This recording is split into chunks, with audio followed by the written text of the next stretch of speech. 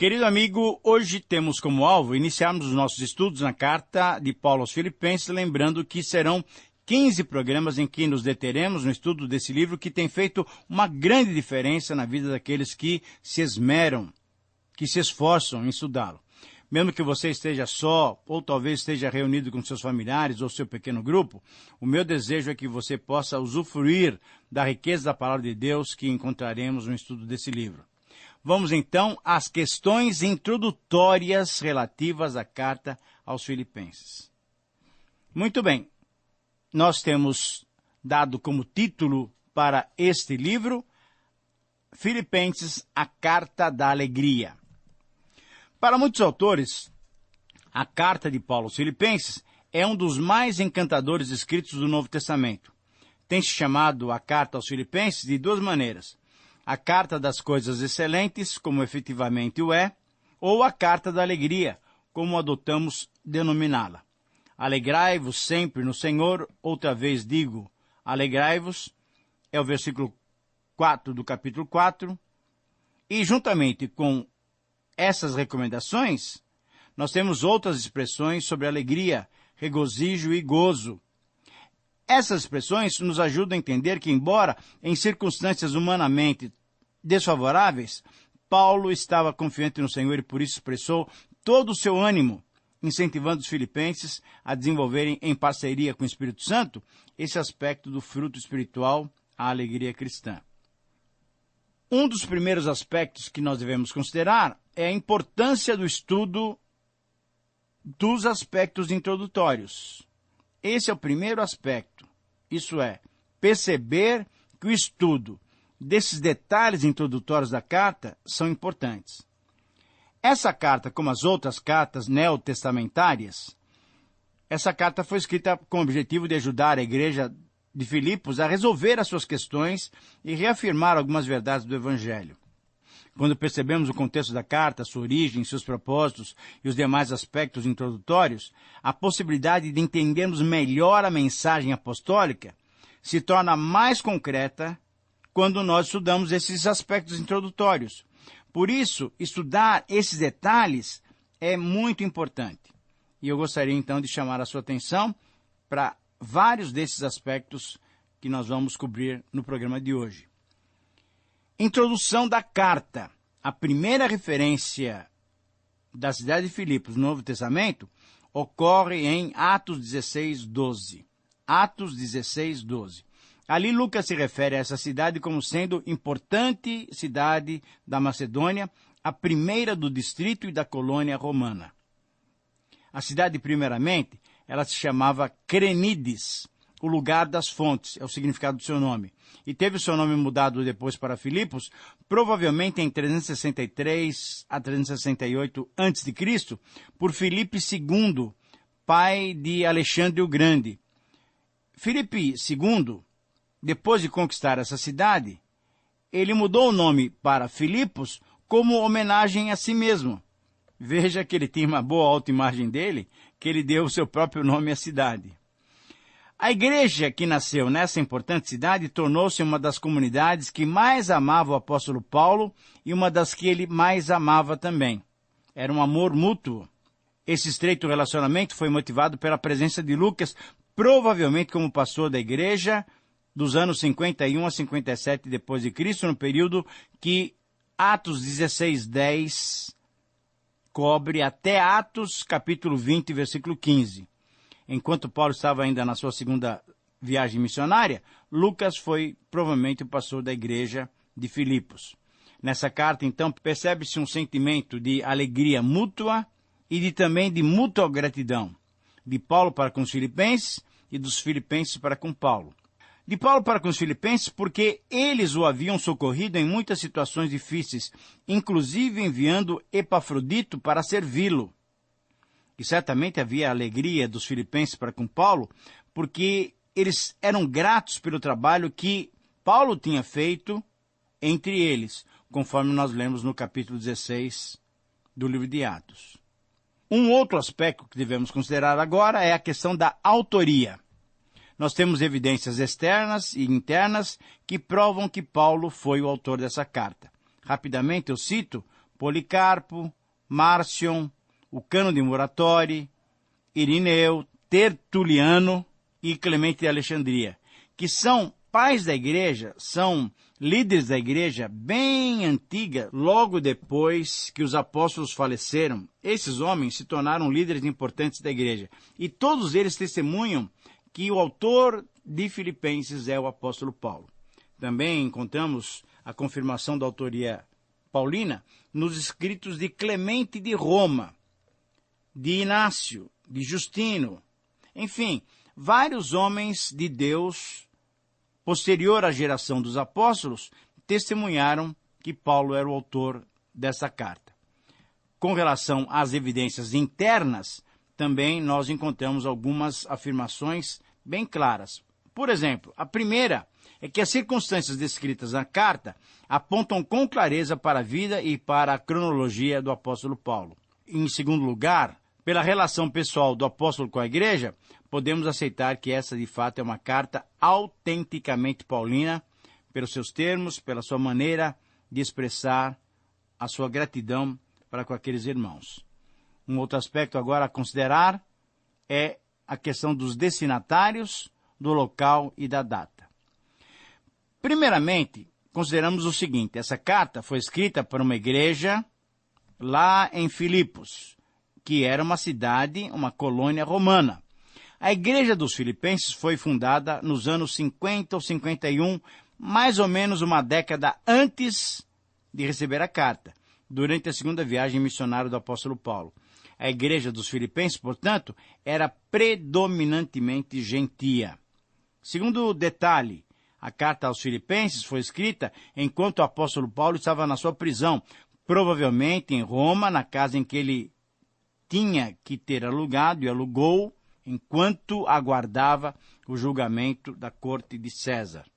Um terceiro detalhe, entretanto, como nós não temos absoluta certeza, nós temos que considerar que outros críticos também dizem que Paulo esteve preso em Éfeso ou até em Cesareia. Mas nós temos adotado a posição de que essa carta foi escrita de Roma por volta de 61 e 62. Essa é a nossa posição. Um outro aspecto a considerarmos nessa questão introdutória é o gênero literário dessa carta. Existem alguns questionamentos quanto à unidade da epístola. Isso por quê? Porque alguns críticos viram ou levantaram a hipótese de que Filipenses contém, na verdade, 2 ou 3 cartas aglutinadas por um compilador dos textos de Paulo. Nas palavras de Bortolini, é um pesquisador, ele diz o seguinte: tudo leva a crer que a carta aos Filipenses é um conjunto de 3 cartas distintas. Os estudiosos do assunto afirmam que o trecho mais antigo se encontra em 4:10-20, que seria a primeira carta. Depois, seria uma segunda carta, que é um trecho mais longo, de 1 até 3:1, e ainda mais o finalzinho do capítulo 4. E a terceira carta, ou a terceira parte, seria então de 3:2 a 4:1. Mas essa é apenas uma teoria. Alguns estudiosos, na verdade, gostariam que Paulo tivesse sido um pouco mais lógico e organizado na colocação do seu material, como, por exemplo, ele fez em Romanos, ou como ele fez em Efésios. Mas, embora esse seja o desejo de quem estuda a carta, em Filipenses nós não encontramos essa lógica. Por quê? Porque essa lógica ultrapassa as emoções que havia no coração de Paulo quando escreveu com muita gratidão aos Filipenses. Essa carta foi escrita de uma forma emocional, agradecida, porque era isso que Paulo queria colocar para a igreja dos Filipenses. Ele queria colocar a sua gratidão. E o fio condutor dessa carta é um fio condutor temático, que é uma grande ênfase na alegria. Por isso nós temos chamado essa carta de a Carta da Alegria. Quais foram os propósitos? Esse é mais um aspecto que nós temos que considerar. Por que Paulo escreveu? Quais foram os propósitos que motivaram Paulo a escrever? Paulo escreveu a carta, esta epístola, tendo alguns propósitos em mente. Eu quero mencionar 5 deles. Primeiro, ele queria agradecer à igreja o cuidado para com ele e as ofertas generosas que ele tinha recebido. Segundo, ele queria informá-los das suas circunstâncias de vida. Ele estava preso lá em Roma. Mas ele queria também informá-los da difusão do Evangelho. Ele queria, em terceiro lugar, exortar a igreja a viver em humildade, comunhão e unidade. Nós vamos verificar esses temas sendo trabalhados nos 4 capítulos de Filipenses. Ele queria também explicar por que estava enviando Epafrodito de volta à igreja, uma vez que a igreja tinha mandado esse homem para servir Paulo lá em Roma.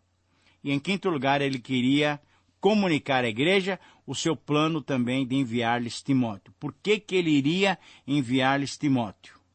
Então, esses são os propósitos. Mas quando nós estudamos um pouco mais a fundo, embora seja uma carta de profunda emoção, de profunda alegria, nós encontramos também aspectos muito claros de uma teologia e uma teologia saudável. E eu queria mencionar para você 5 aspectos dessa teologia que nós encontramos na carta de Paulo aos Filipenses. Paulo advertiu os filipenses, em primeiro lugar, sobre os falsos ensinos. Havia ensino sobre legalismo, perfeccionismo e uma vida cristã descuidado. Segundo, Paulo reafirmou a doutrina teológica da justificação pela fé em contraste com o legalismo errado. Em terceiro lugar, teologicamente, Paulo insistiu em uma vida santificada pela identificação com Cristo pela fé, participando dos seus sofrimentos, da sua morte e do poder da sua ressurreição. Nessa epístola, em quarto lugar, vemos a importância da unidade da igreja e da humildade cristã, que devem estar baseadas na humilhação e no auto-esvaziamento do Senhor Jesus Cristo. Ele é o nosso grande paradigma. Portanto, a cristologia é a base para a unidade e para a humildade da igreja. E em quinto lugar, um aspecto dessa teologia que vemos em Filipenses, a exortação de Paulo no sentido da alegria é uma palavra prática com base na ação do Espírito Santo. E aqui então o aspecto é pneumatológico. É o Espírito Santo que pode produzir esse fruto na vida de cada um dos cristãos e na vida da comunidade cristã. Essa característica do Espírito Santo é muito necessária para os crentes em todas as épocas e em todas as situações. Então, temos aqui, quando nós vamos estudar, nós vamos verificar um bom conteúdo teológico. Qual é o tema de Filipenses? Esse é um outro aspecto que temos que mencionar. Apesar das provações de Paulo e das dificuldades enfrentadas pela igreja, o tema da alegria em Cristo ressoa 15 vezes nos 4 capítulos dessa pequena carta. Por isso, adotarmos o título Filipenses, a Carta da Alegria. Através do substantivo, do verbo e do sinônimo, nós encontramos 15 vezes essa nota sobre a alegria. Nós temos um texto muito bem estruturado. E eu queria propor para você um esboço muito simples de Filipenses. Capítulo 1, alegria no serviço a Cristo. Capítulo 2, alegria na submissão a Cristo. Capítulo 3, alegria na segurança em Cristo. E capítulo 4, alegria na suficiência de Cristo. Logicamente, cada um dos capítulos vai ser subdividido, mas nós temos esses 4 grandes temas, ou essa estrutura formada por 4 grandes verdades. A alegria no serviço a Cristo, a alegria na submissão a Cristo, a alegria na segurança a Cristo, a alegria na suficiência de Cristo. Esta carta aos Filipenses, ela tem algumas peculiaridades. E eu quero mencionar algumas delas para vocês. Nós temos pelo menos 10 peculiaridades que valeria a pena nós mencionarmos. Essa carta é notável porque o destaque que se dá na saudação inicial da carta, às funções oficiais de bispos e diáconos, é única. Em nenhuma outra carta há esse destaque. Filipenses é uma carta peculiar porque ela dá essa ênfase à alegria. Essa palavra, em suas formas e seus sinônimos, aparece, como nós já mencionamos, 15 vezes. E eu gostaria, se você quiser, que você anotasse aonde aparecem essas 15 vezes. Primeiro, no capítulo 1, nos versos 4 e 18, aparece essa palavrinha alegria. No versículo 18 aparece 2 vezes. E ainda no capítulo 1, também no versículo 25. No capítulo 2, os versos 2, 17, 18, 19, 28 e 29 também mencionam alegria, satisfação, contentamento. No capítulo 3, o verso 1. E no capítulo 4, os versos 1, 4, 10 e 11. Só que no verso 4 do capítulo 4, aparece 2 vezes regozijai-vos, ou então alegrai-vos. No total, então, nós temos 15 vezes. Ora, em nenhuma carta do apóstolo Paulo nós encontramos tanta ênfase concentrada numa pequena carta com 4 capítulos. Em terceiro lugar, uma outra peculiaridade de Filipenses é a passagem cristológica de capítulo 2, versículos 5 a 11, que provavelmente é um hino cristão, que é um hino sobre o Senhor Jesus Cristo, sobre a sua humilhação. Mas essa passagem provavelmente era um hino que a igreja primitiva cantava. Em quarto lugar, uma peculiaridade dessa carta é que é a única carta em que Paulo, combatendo os judaizantes, ele os chama de cães. Uma expressão dura, mas que representava aquilo que ia no seu coração diante do perigo que esses judaizantes provocavam nas comunidades cristãs primitivas. Em quinto lugar, uma outra peculiaridade, essa é a única carta em que Paulo demonstra como ele considerava o seu passado em relação à nova vida obtida a partir do encontro com Cristo. E você sabe como ele considerava o seu passado. Tudo como perda, tudo como lixo para ganhar a sublimidade de Cristo. Em sexto lugar, nós encontramos o problema doutrinário que a igreja enfrentava, que era a questão do perfeccionismo. Nós vamos ver quando estudarmos 3:12 a 4:1. Essa doutrina provocava também uma certa instabilidade na igreja. Um outro destaque que fazemos em sétimo lugar é que esta é uma carta de gratidão missionária. Talvez por isso a carta contém pouca censura, aparecendo apenas em 2:14 e 4:12 uma sugestão de haver um problema de desunião na igreja e na liderança da igreja. Em oitavo lugar, interpreta-se a partir de 4:13 que esse fiel companheiro seja de fato um cristão chamado Zígigo. Zígigo. Provavelmente é esse o nome que aparece, o nome próprio, em 4:3. Em nono lugar, uma outra peculiaridade é que nós não encontramos nessa carta nenhuma citação do Antigo Testamento. E eu acho que você pode deduzir por quê. Porque é uma carta escrita para uma igreja principalmente gentílica. E a 10ª peculiaridade reflete o status colonial de Filipos. Filipos era uma cidade romana. E assim Paulo se refere aos seus cidadãos, chamando-os dessa esfera de cidadania terrestre para a cidadania celeste. Mais um aspecto que devemos considerar ainda nessa introdução a Filipenses é a questão da história da cidade. Quando Paulo escolhia um lugar para a pregação do Evangelho, ele o fazia baseado no fato de ele ser um lugar estratégico. A cidade de Filipos tinha sido fundada, como nós já mencionamos, em 375 a.C. por Filipe, pai de Alexandre. E essa foi a razão pela qual recebeu o nome daquele imperador. Querendo se homenagear, ele mudou de Crenides, o nome da cidade, para Filipos. Essa cidade era uma cidade importante na região que estava. Ela alcançou depois uma grande notoriedade como uma colônia romana. E essas colônias eram bem interessantes, eram cidades de importância militar. Roma tinha o costume de enviar grupos de soldados veteranos que cumpriam o seu tempo de serviço no exército e assim tinham direito à cidadania romana.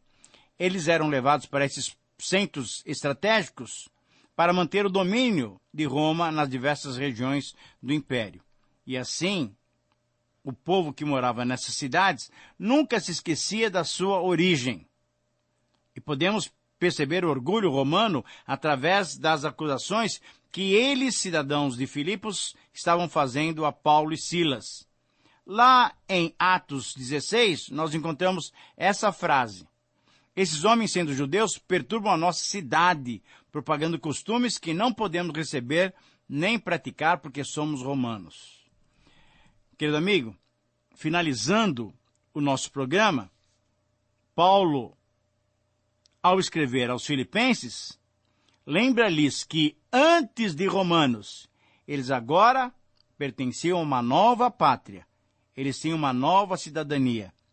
No capítulo 1, versículo 27, com o capítulo 3, versículo 20, nós encontramos essa recomendação de Paulo aos Filipenses, mas com certeza é uma recomendação para nós. Vivei, acima de tudo, por modo digno do Evangelho, pois a nossa pátria está nos céus. Querido amigo, eu espero que você também seja cidadão do reino de Deus. Um grande abraço, que Deus te abençoe e até o próximo programa.